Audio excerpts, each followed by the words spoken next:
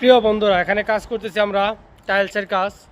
তো সৌদি আরব রিয়াদে তোমরা অনেকে জানতে চেয়েছিলে যে আমরা কত টাকা মিটার করে কাজ করি।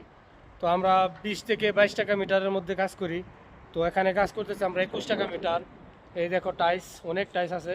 তো আমরা বাথরুমে টাইলস লাগানো শেষ, এই এখানে মাটি দিচ্ছে, তো রুমের মাঝে মাটি দিব এখানে।